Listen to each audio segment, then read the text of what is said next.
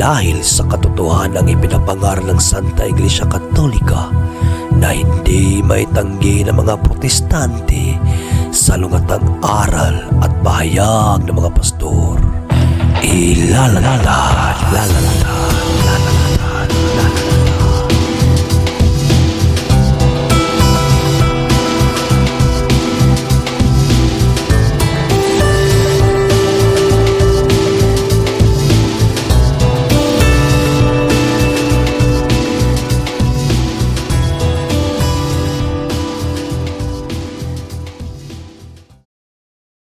Card bag sauce in hand.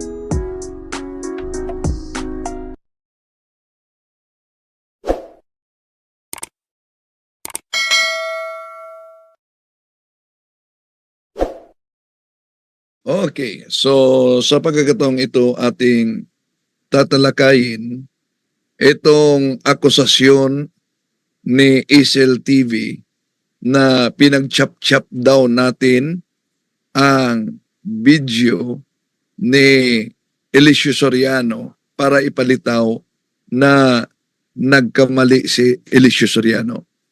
Pansinin niyo mga kapatid dahil dito iwan ko kung sinadya ba talaga niyang iwasan yung pagkakamali ni Eliseo Soriano o kaya yun lang bahagi na itinuwid ni Soriano ang pagkakamali niya, ang kinuha niya. Para ipalitaw na tayo ay ating dinaya at inedit ang pahayag ni Eliseo Soriano. Ito kasi ang video. Tingnan natin yung sinabi ng kapatid na Eli doon po sa original. Ibalik natin yung tape. Hindi totoo yan. Na-imbento yan salitang Pope o Papa 521 AD. At ginamit lang yan ang Iglesia Katolika noong 11th century. Itong video clip na ito ay pinalabas ni Brother Wendell na kung saan ay pinamamalian po nila yung video ng ating kapatid na Eli. Ibig sabihin, pinapasama mga kababayan yung video ng kapatid na Eli. Parang iniiba yung talagang mensahe o ibig sabihin ng ating kapatid na Eli. Ito, pansinin ninyo mabuti mga kaibigan, talasan nyo po ang inyong pakinig at pangunawa. Hindi totoo si Pedro, Papa sa Roma. Panlulokong napakatindi ng Katoliko nun eh. Kasi yung salitang Papa, unang lumabas lang yun, 500 taon nang patay si Pedro. Paano mangyayari siya unang Papa sa Roma? Even the use of the word Pope, ito'y ginamit lang doon sa 521 BC. Ibig sabihin, matagal nang patay si Pedro bago nang lumitaw yung pagiging Papa. Even the use of the word Pope, ito'y ginamit lang doon sa 521 BC. Ibig sabihin, matagal nang patay si Pedro bago nang lumitaw yung pagiging Papa. Yon.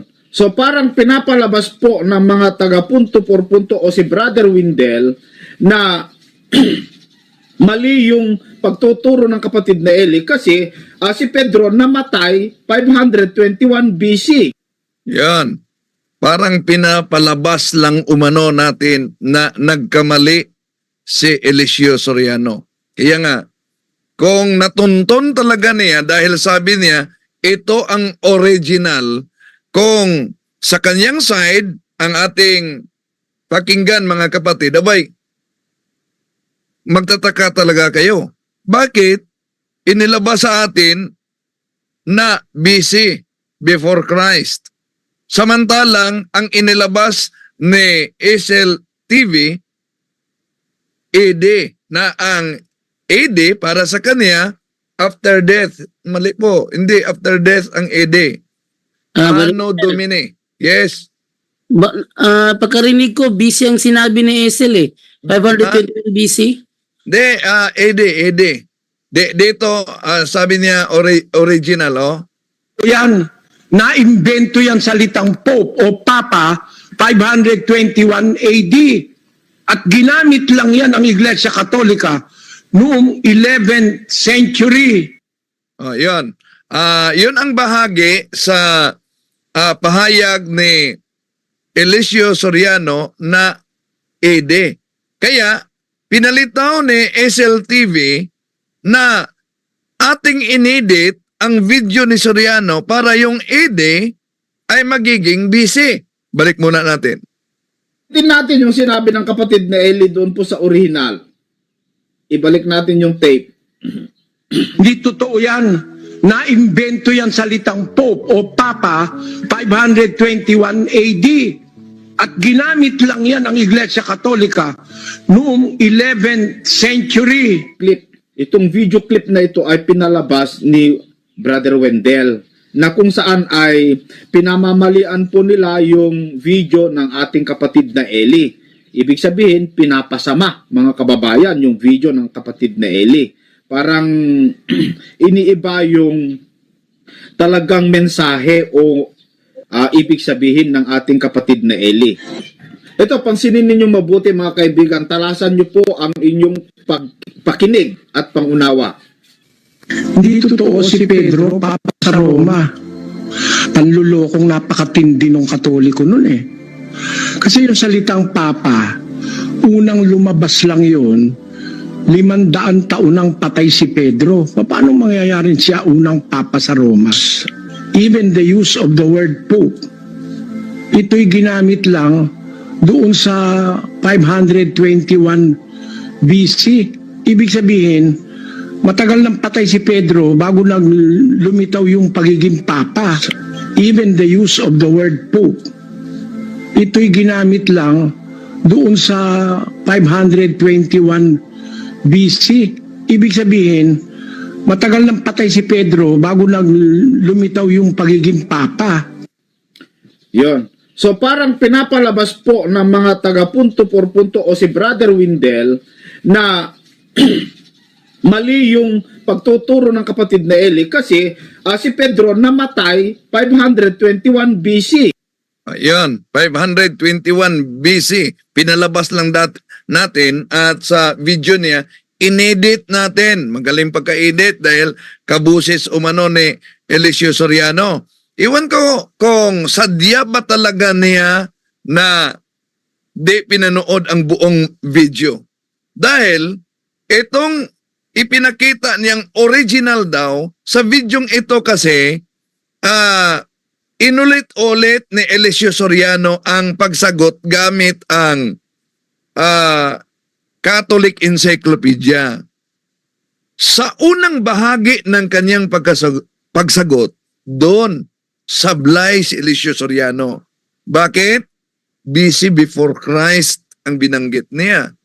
Pero, nang ipabasa niya ang tinatawag na yung source niya, ang Catholic Encyclopedia ni Daniel Rason, doon na natuwid ang kanyang pahayag na 521 AD. Ito ang ipinakita lang ni SLTV.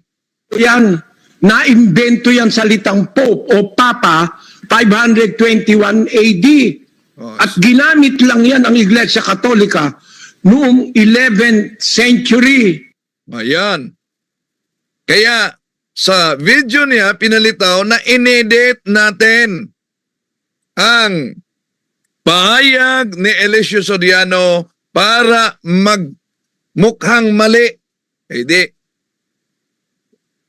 Inamin niya na yung iniidolo niyang mga ngaral nagkamali. Pero mukhang mali lang dahil mukhang iniwasan niya yung simulang pagsagot ni Eliseo Soriano. Bakit? Dito kasi natin makita sa channel na ito ang buong pahayag ni Eliseo Soriano. At dito, magandang gabi po, ito ang Brother Eli, Brother Daniel. Simulang katanungan Isang at karangalan simulang ko pagsagot. po na nakapagtanong sa nitong programa. So ang katanungan ko po ay totoo po ba na nung bumalik na si Yesu Cristo sa langit, si Apostles Pedro na po ba ang nanguna sa mga unang Kristiyano o namuno? Kasi ang natutunan namin sa relihiyong Katoliko na si Apostol Pedro daw ang unang papa kasi siya daw ang nag-lead sa mga o namuno sa unang Kristiyano nang si Jesucristo ay bumalik na sa langit. Yan lang po ang katanungan. Salamat. Salamat sa iyo, kapatid na Renato. Pero kung mo tanong mo yan, gusto ko sagutin kita ng yung tapat na sagot. Hindi para bigyan ka ng ng lugod. Kahit magalit ka sa akin, yung isasagot ko, yun ang tama. Hindi totoo si Pedro, papa sa Roma. Panlulokong napakatindi ng Katoliko nun eh. Kasi yung salitang papa, unang lumabas lang yun, 500 taon nang patay si Pedro. Paano mangyayarin siya unang papa sa Roma? The power of the papacy, or even the use of the word pope, ito'y ginamit lang doon sa 521 BC. 521 BC. See? Sa unang bahagi ng pagsagot ni Eliseo Soriano yan, lumabas sa kanyang bibig, 500. At sabi pa niya, tapat na pagsagot. Yun daw ang tapat na pagsagot. Ha? At napansin ni Eliseo Soriano na nagkamali siya, kaya ito ang kanyang karugtong. Hindi totoo si Pedro, papa sa Roma. Panlulokong napakatindi ng Katoliko nun eh. Kasi yung salitang papa, unang lumabas lang yun, 500 taon nang patay si Pedro. Paano mangyayarin siya unang papa sa Roma? The power of the papacy, or even the use of the word pope, ito'y ginamit lang doon sa 521 BC, ay AD. Oh, yan. Ibig sabihin, So, galing mismo sa bibig ni Soriano sa pangalawa niyang pagsagot, BC o AD. Yung ipinakita ni SLTV sa huling bahagi na yan, kung saan inulit na naman ni Eliseo Soriano. Ang ginawa niya, pinutol, pinag-chop-chop niya.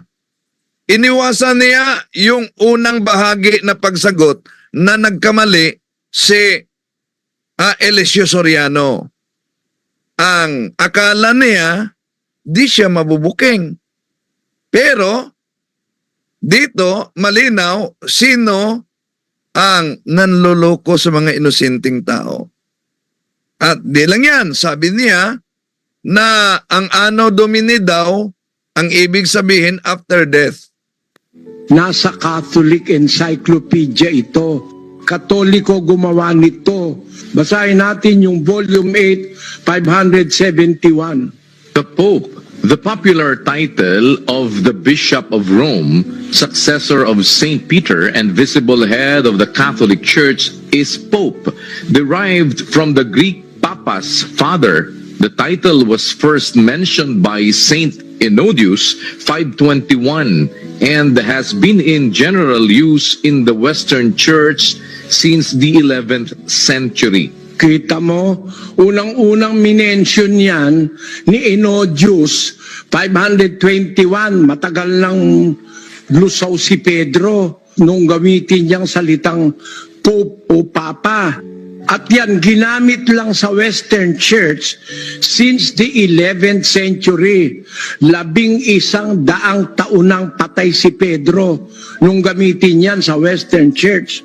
Paano mo ngayon sasabihin sa akin na unang-unang papa sa Roma si Pedro? Bawal nga ni Kristo yun eh. Paano ngayong papatawag si Pedro ng papa Papa sa Roma. Tingnan ninyong imbento yan. Kayong mga marunong, mga nag-aral, nakakaalam kunyari ng katotohanan. Huwag kayong paloko. Hindi totoo si Pedro ang kahalili ang unang Papa sa Roma tapos ang kahalili Itong mga sumunod. Hindi totoo yan. Naimbento yan salitang Pope o Papa 521 AD. At O yun, ha? Naimbento yung salitang Papa 521 AD. Yun po yung original na sinabi ng kapatid na Eli. Na yun po yung totoo, no? Kasi yung ibig sabihin ng AD ay after death ng Panginoong Jesucristo. Ano daw ang ED? Ang ED ay after death. Saan kaya galing itong nakuha niya na ang ED after death? Pero di na tayo magtaka. Bakit? Sabi kasi niya, I'm sorry mga kaibigan, pero nagsasabi lang po ako ng katotohanan. Ako po ay isang mangmang na tao. Halatang inosente at wala talagang alam, ano? Sige. Kaya hindi mo na dapat sabihin yan, kaborno. Ako na mismo magsasabi, mangmang ako. okay, yun. Ang sabi niya, no, na mangmang daw umano siya. Pero paano niya minajik ang buong video, mga kapatid, para iwasan yung pagkakamali? Yung unang bahagi sa sagot ni Eliseo Soriano, yun ang iniwasan niya. Oh. Pero, yung kaniyang inilabas, yung huling bahagi kung saan nagbabasa ng encyclopedia, Catholic Encyclopedia, si Daniel Rason.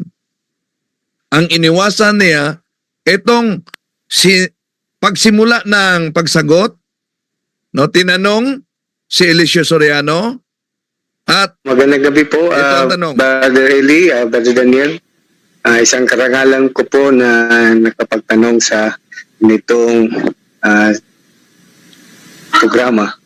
So ang katanungan ko po ay totoo po ba na nung bumalik na si Jesucristo sa langit, si Apostles Pedro na po ba ang nanguna sa mga unang Kristiyano o namuno?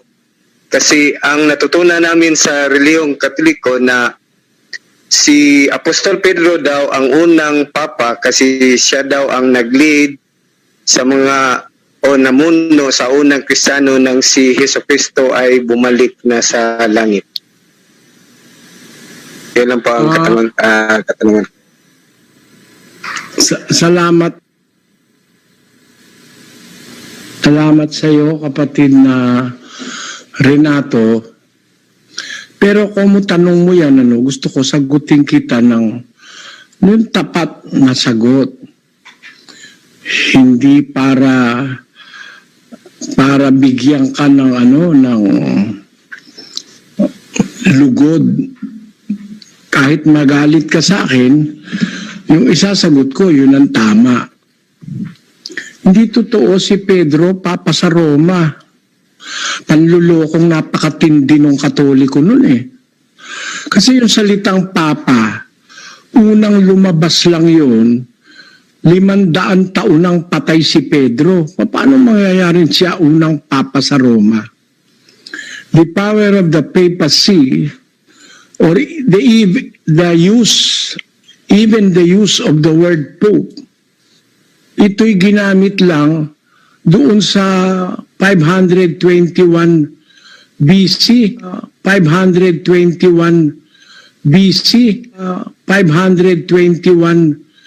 yan 521 sa unang bahagi ng kaniyang sagot. Yun ang iniwasan ni Esel TV. Kaya, iwan ko kung pinanood ba talaga niya ang video para di siya masupalpal sa katotohanan, o iniwasan ba talaga niya, mga kapatid, para ipalitaw na dinaya natin. Sino ngayon ang lumitaw na mandaraya? So, inulit-ulit ng mga anti-Catholic di lang si Bro Ele, na di talaga si San Pedro ang kauna-unahang papa ng simbahang Katoliko. Dahil huli na daw ang titulong papa ginamit, 521 BC, ngunit itinuwid niya na Anno Domini pala. Hindi yun after death, ha? Taliwas sa sinasabi ni SLTV na after death. Anno Domini, Latin yan, Year of the Lord. Pero kung ang argumento nila hindi si San Pedro ang unang papa, halimbawa, itong hawak ko ay kulay puti.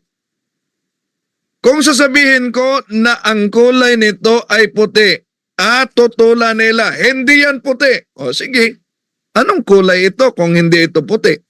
Dapat sasagutin nila at ibigay nila ang tama.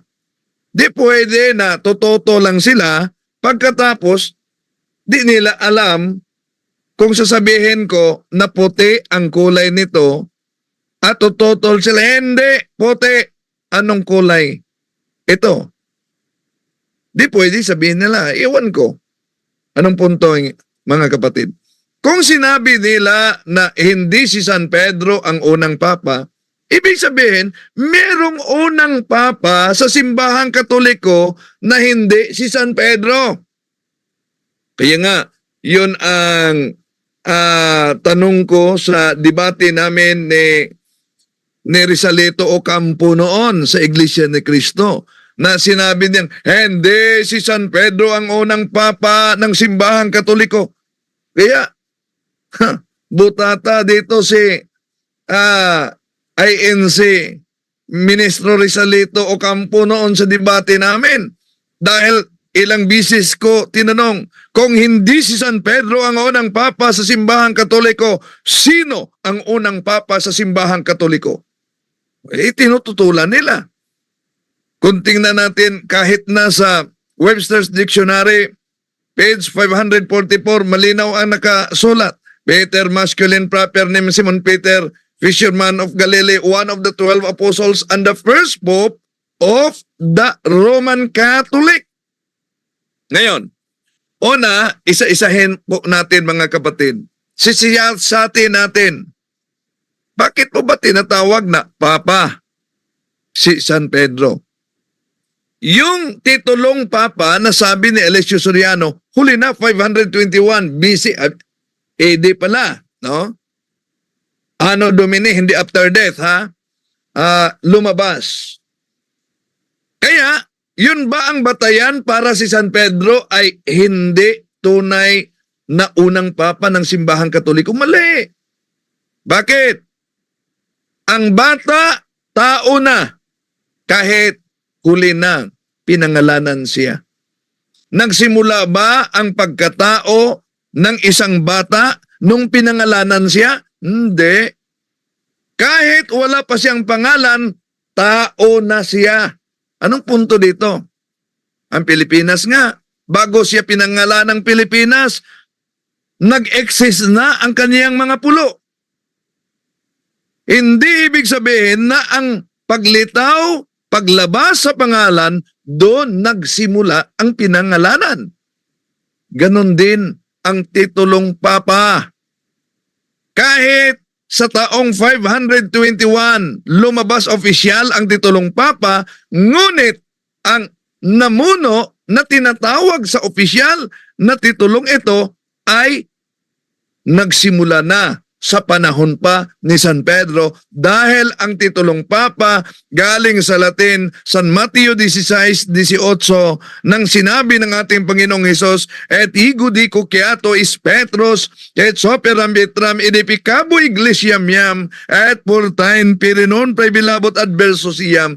Diyan kinuha ang titulong Papa, Pietri Apostole Potestatem Accipiens. Pietri si Pedro, Apostles, Potestatem power, acceptance, tinanggap. Kung balikan natin ang hula, lalo na sa Isaias Kapitulo 22, versikulo 20, mga mahal na kapatid, no? Makita natin diyan sa nakasulat sa Isayas 22, 20, 23. Ito ang mabasa natin sa hula. Tatawagin ko sa araw na iyon ang aking lingkod si Eliakim, na anak ni Hikiyas. Siya ang pagsusuotin ko ng iyong buong kasuotan. Ibigay ko sa kaniya ang iyong kapangyarihan. Siya ang magiging ama ng mga taga-Jerusalem at ng mga taga-Huda. Ibibigay ko sa kaniya ang susi ng sambahayan ni David. Walang makapagsara ng anumang buksan niya at walang makakapagbukas ng anumang sarhan niya. Itatayo ko siyang parang haligi ng tulda. Itatayo ko ng matibay sa isang matatag na lugar at siya'y magiging marangal na trono sa sambahayan ng kaniyang ama. So dito mga kapatid, malinaw ang hula sa propesiya ng Isayas 22 na ang binigyan ng susi ay magiging ama. At sa propesiyang ito ay natupad sa Bagong Testamento ni San Pedro mismo sa San Mateo Kapitulo 16, versikulo 18 hanggang 19. At sinabi ko sa iyo, ikaw ay Pedro, at sa ibabaw ng batong ito ay itatayo ko ang aking iglesia, at ang kapangyarihan ng kamatayan ay hindi magtatagumpay laban sa kanya. Ibibigay ko sa iyo ang mga susi ng kaharian ng langit. Ang ipinagbawal mo sa lupa ay ipinagbawal sa langit, at ang ipinahintulot mo sa lupa ay ipahihintulot din sa langit. See? Napakalinaw mga kapatid. At tandaan natin na ugali ng Diyos na tuwing magbigay siya ng tungkulin sa isang tao ay binago niya ang pangalan nito. Ito ay bilang tanda ng tungkulin. Halimbawa, naalala niyo ba sa Genesis Kapitulo 17, versikulo 5, si Abraham pinalitan ang pangalan na Abraham. Sa Genesis Kapitulo 17, versikulo 15, si Sarai, pinalitan ang kanyang pangalan na Sarah. Sa Genesis Kapitulo 35, versikulo 10, si Jacob, pinalitan ang kanyang pangalan na Israel. At sa San Mateo Kapitulo 16, versikulo 17 hanggang 18, si Simon, pinalitan ang kanyang pangalan na Pedro, na kung sa original Aramaic language of ina amarnalak dato kepa will hadi kepa ebneliti, Pedro, bato. Kaya napakalinaw mga kapatid na si San Pedro ay siya ang pinili mula sa mga henerang na mga apostol. Saan ba natin yan mabasa? Pinahayag ba yan ni San Pedro? Malinaw yan.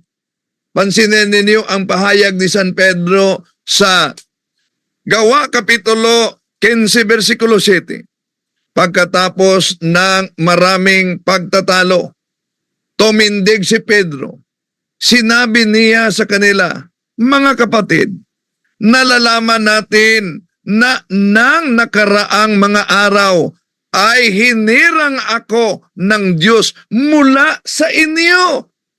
Hinirang ako upang sa pamamagitan ng aking bibig ay pakinggan ng mga hentel ang salita ng Ebanghelyo upang sila ay sumasampalataya.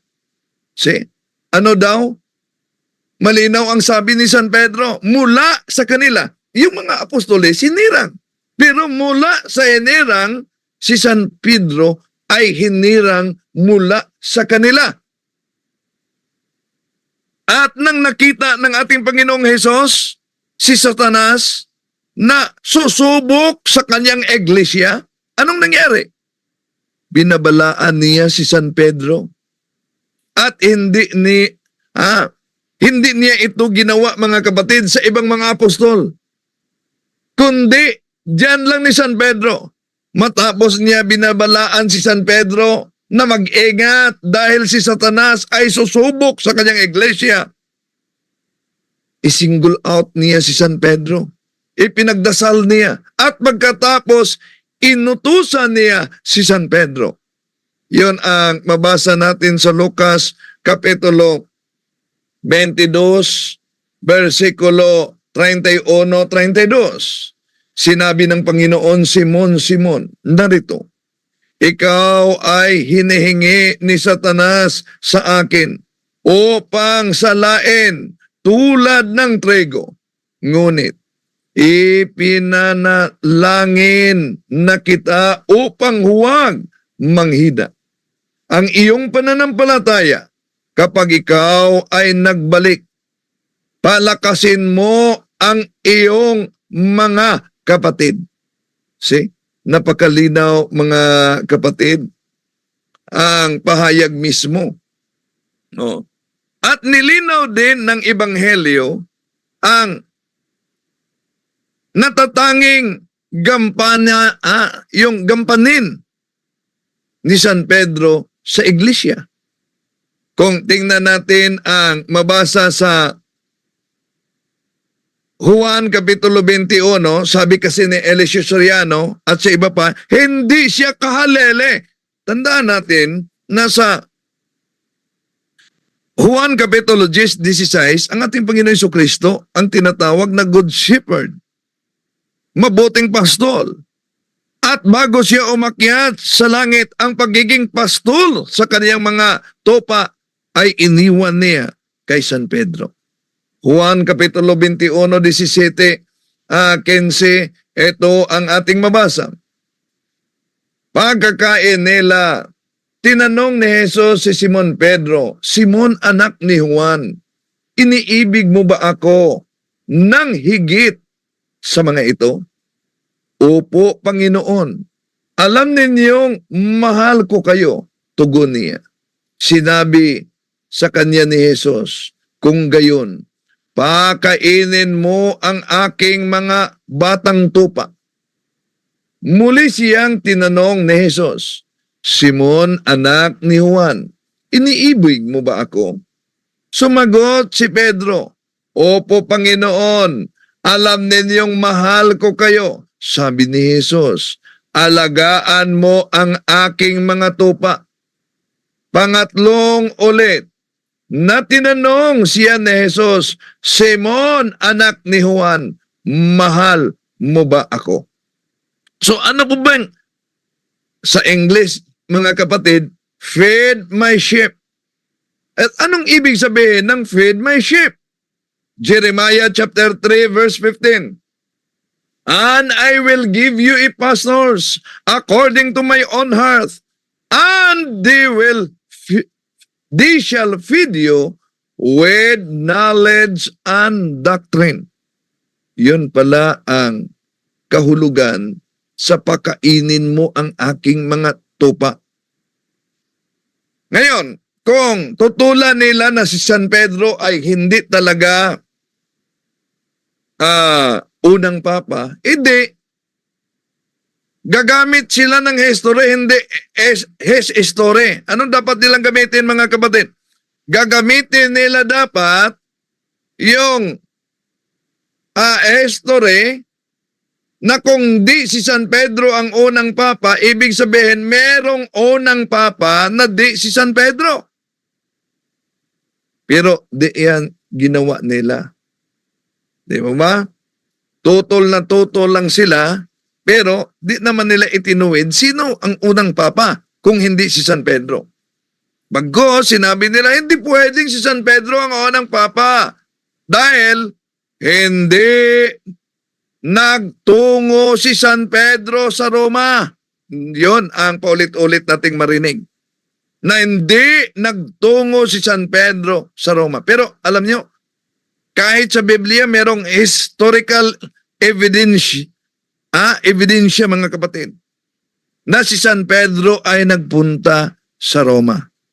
Napatunayan ito mga kapatid sa kasaysayan din, kung gamitin natin ang kasaysayan, at kahit sa Biblia. Kaya, ibuklat ninyo ang inyong Biblia. Basahin ninyo ang unang Pedro, Kapitulo 5, versikulo 13. Sa Common Bible, ang mabasa natin ay ito, Common Bible.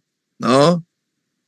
Kinukumusta kayo ng mga kapatid na nasa Babylonia, mga hinirang na pares ninyo.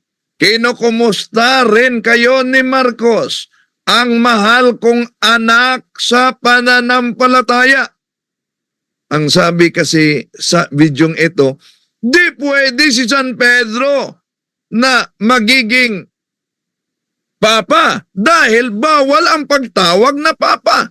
Inang sinabi ni San Pedro dito na si San Marcos, si Marcos, ang mahal kong anak sa pananampalataya. Kung mahal niyang anak si Marcos sa pananampalataya, ang tanong, ano si San Pedro? Dito. Di ba ba? Now, dahil ang nakasulat, kinukumusta kayo ng mga kapatid na nasa Babylonia, mga hinirang na pares ninyo. Kinukumusta rin kayo ni Marcos, ang mahal kong anak sa pananampalataya. Isasabihin naman ng iba, Babylonia naman ang sinabi diyan. Hindi naman yan Roma. Pagbigyan natin sila ng letra por letra dahil hinahanap nila, dito tayo sa The Living Bible. Ito ang salin sa 1 Peter chapter 5 verse 13. The church here in Rome, she is your sister, and the Lord sends you her greetings, so does my son Mark. So hindi malinaw na ang Babylonia dito ay ang Roma kung gagamitin natin ang letra por letra. Pero sa Common Bible at sa ibang mga salin mga kapatid, ang mabasa natin sa sulat mismo ni San Pedro ay Babylonia. Bakit Babylonia? Kung inyong mapansin, bakit ginamit dito ni San Pedro sa kanyang sulat sa unang Pedro ang salitang Babylonia, lalo na sa hulihang bahagi ng kanyang sulat mga kapatid, na binabati niya ang mga kapatid sa 5 probinsya ng Asia Minor. Ang mga kapatid na kasama niya sa Babylonia. Pero, ang tanong, bakit Babylonia? Saan ba itong tinatawag na Babylonia? Sa konteksto nila noon, ang Babylonia mga kapatid, yun ang kasalukuyan na Iraq ngayon. Ngunit, sa pagkakataong isinulat yan ni San Pedro, ginagamit niya ang code name sa Roma. Ang code name na tumutukoy sa Roma. Bakit ginagamit niya ang code name? Okay. Ayon sa mga biblical scholars kasi, mahigpit ang Roma. Lahat ng mga sulat na dadaan, papasok at lalabas, binubusisi talaga yan ng gobyerno ng Roma para mabusisi at mapaghandaan nila kung merong communication na nagbabalak sa rebellion laban sa kanilang imperyo. Walang pagkakaiba, halimbawa mga kapatid, sa Estados Unidos, yung mga tawag, palabas, papasok sa naturang bansa, minomonitor yon kung wala bang nagplanong terorista. Ganon din ang sulat na papasok at lalabas sa Roma. talagang binusisi para malaman at mapaghandaan, wala bang nagplano na mag-aklas laban sa imperyo? Kaya, para di matukoy na ang pinuno ng simbahan ay nasa Roma, ginagamit niya ang codename. At ang codename na ito ay Babylonia sa panahon niya. Yun din ang dahilan kung mapakinggan ninyo ang ibang mga anti-katoliko, sinasabi nila, kung si San Pedro ang unang papa sa Roma, bakit sa sulat ni San Pablo, di natin mabasa na ina-acknowledge si San Pedro na nasa Roma? Ganon din. Bakit hindi ina-acknowledge si San Pablo? Dahil napaka-safe para sa isang pinuno ng iglesia na hindi banggitin ang kanyang presensya doon mismo sa Roma. Pero, di ba siya nakapunta sa Roma? Isang katibayan na si San Pedro nakapunta sa Roma. Bakit? Di ba binanggit niya si Marcos? At alam natin, noong si San Pablo ay nakulong doon sa Roma, alam natin kasama niya si Marcos. Saan yan mabasa? Colosas Kapitulo 4, versikulo 2 hanggang 12. Yun mabasa natin. Kinukumusta kayo ni Aristarco na bilanggo ring kasama ko at ni Marcos na pinsan ni Bernabe. Tungkol naman kay Marcos, mayroon ng bilin sa inyo na malugod ninyo siyang tanggapin pagdating niya riyan. So, malinaw ang sulat ni San Pablo na si Marcos ay binanggit niya na dapat malugod ang pagtanggap pagdating niya riyan. At di lang yan, makalawang bisis na bilanggo na kulong si San Pablo. At nang nakulong siya, nandoon pa rin si Marcos. Doon sa Roma. At hiniling ni San Pablo kay Timoteo na dalhin si Marcos sa Roma. Saan yan mabasa? 2 Timoteo, Kapitulo 4, versikulo 11. Ito mabasa. Si Lucas na lamang ang kasama ko rito. Hanapin mo si Marcos at isama mo rito sapagkat malaki ang maitutulong niya sa aking mga gawain. So utos ni San Pablo na si San Marcos ay dadalhin doon sa Roma. Kaya malakas ang ebidensya, gamit lang ang Biblia, na si Marcos ay nandun sa Roma, kasama ni San Pedro sa Roma. Kaya sa sulat na ito sa The Living Bible, the church here in Rome, she is your sister in the Lord, sends you her greetings. So does my son Mark. Napakalinaw mga kapatid. Kaya yung argumento nila na di maaaring tawaging Papa dahil huli na, bastid na yan ayon na kay Caborno. At kung di man si San Pedro ang unang Papa, hindi dapat ituro nila sino ang unang Papa kung hindi si San Pedro. Marami pang mga isyong inilatag dito si Isel TV. Dami. Pati na yung tungkol sa mga imahe, yung veneration natin. Pero ito lang muna ang ating sasagutin mga kapatid. Etong kaniyang minadjik na pahayag na para sa kanya, para sa kanya, ang